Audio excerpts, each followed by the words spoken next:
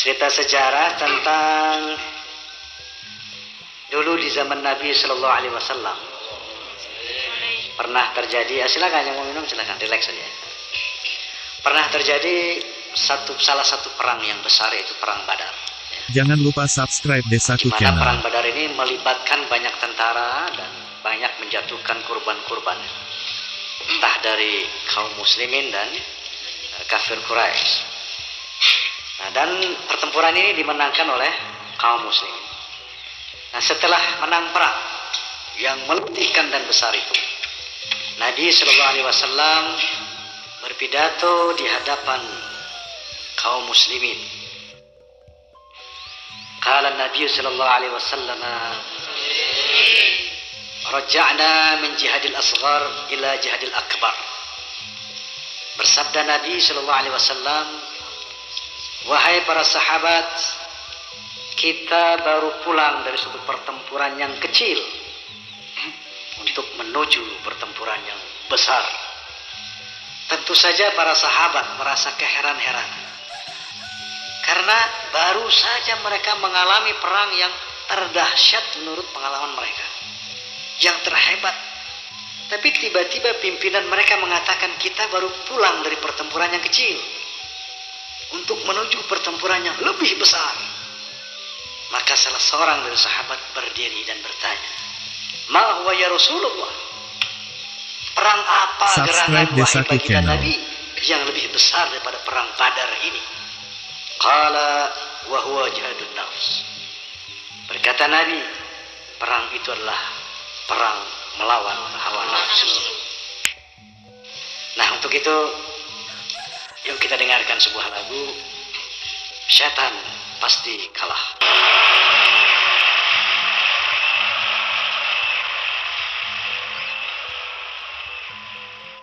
Demikian Setan Pasti Kalah.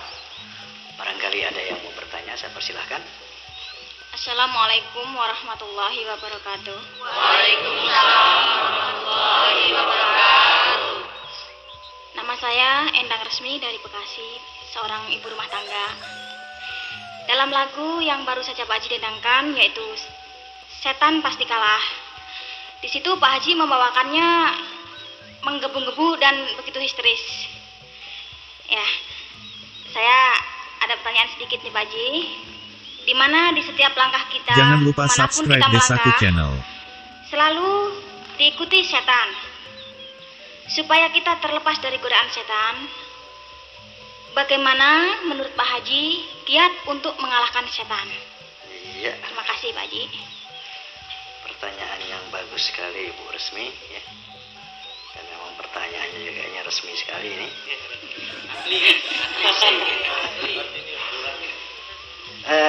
Barangkali referensinya adalah surat An-Nas, ya. A'udzu billahi minasyaitonir rajim. Bismillahirrahmanirrahim. Qul a'udzu birabbin nas, malikin nas, ilahin nas, min syarril waswasil khannas, Alladzi yuwaswisu fi sudurin nas minal jinnati wan nas. Allah mengajarkan kepada manusia, katakanlah, aku berlindung kepada Allah, pemelihara manusia, Malikin nas, raja manusia, ilahin nas, Tuhannya manusia, min syarril waswasil khannas, daripada kejahatan waswas, alladzi yuwaswisu fi sudurin nas, yang berbisik-bisik di dalam dada manusia, minal jinnati wan nas, dari bangsa jin dan bangsa manusia. Nah, jadi kalau kita lihat dari surat An-Nas ini, yang namanya syaitan itu ada dua. Satu yang bentuknya jin, yang kata Nabi berjalan sesuai dengan aliran darah manusia, berpangkal di dalam hati manusia. Jadi terminalnya, tempat ngeposnya ini jin, ya, di dalam dada kita, dalam hati manusia. Pada nongkrong di situ tuh. Nah, ini yang setan yang pertama, berbentuk jin. Ya. Jadi operasionalnya di dalam dada kita. Yang mewaswis, ya, yang membisik-bisik. Nah, jadi indikasinya kalau kita merasa ada hal-hal di dalam, ada bisikan-bisikan yang negatif, ada bisikan-bisikan yang destruktif, bisikan-bisikan yang nyeleneh, gitu ya, yang jelek, yang buruk. Nah ini itu adalah syaitan dari bangsa jin. Jangan lupa subscribe Misalnya Desaku contoh Channel. kita mau sholat zuhur, masih lama zuhur lah, ntar aja dah, gitu ya. Biasa itu. Sudah sampai habis tuh zuhur, sampai asar begitu juga ya. Nah ini syaitan. Atau ada keinginan-keinginan untuk memiliki harta orang lain. Ada keinginan-keinginan melanggar larangan Allah. Ini syaitan. Alladzi yuwaswisu fi sudurin nas. Yang berbisik-bisik di dalam manusia. Nah, setan yang kedua adalah yang berbentuk manusia kayak kita juga. Misalnya kita mau sholat, teman kita nyeletuk dah.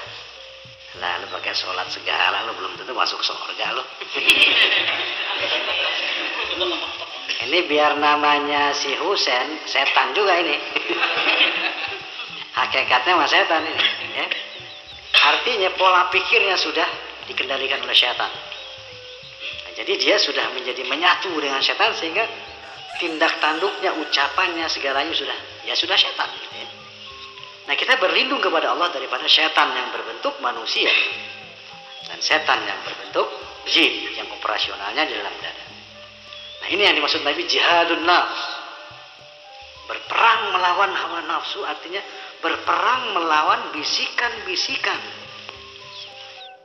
di dalam dada kita sendiri, melawan setan. Nah kalau kita mau, setan pasti kalah. Walladzina jahadu fina lanahdiyanahum subulana. Barang siapa yang berjuang ke jalan kami, kata Allah, akan kami bukakan pintu-pintunya. Jadi kita harus berani sama setan. Makanya jangan dibudayakan sejak kecil anak kita ditakut-takutin sama setan. Ya nggak mau tidur, marahin, ayo tidur, ada setan. Ya, jadi dari kecil udah takut sama setan sampai kakek-kakek mau ke kamar mandi takut. Takut setan. Kalau udah sama setan takut, bagaimana mau menang sama setan? Jadi bagaimana kiat melawan setan?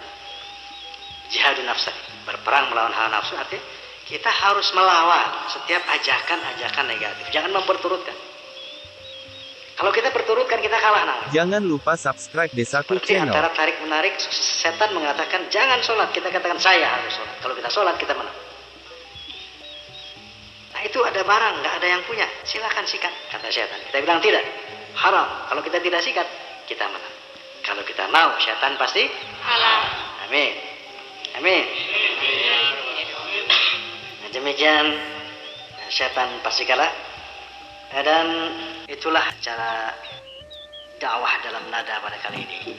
Tentunya apabila ada kesalahan dan kekhilafan, pasti itu datangnya dari Roma Irama. Oleh karena itu mohon dicampakkan dan mohon dimaafkan. Seandainya ada kebenaran dan kebaikan, pasti datangnya daripada Allah Subhanahu wa taala.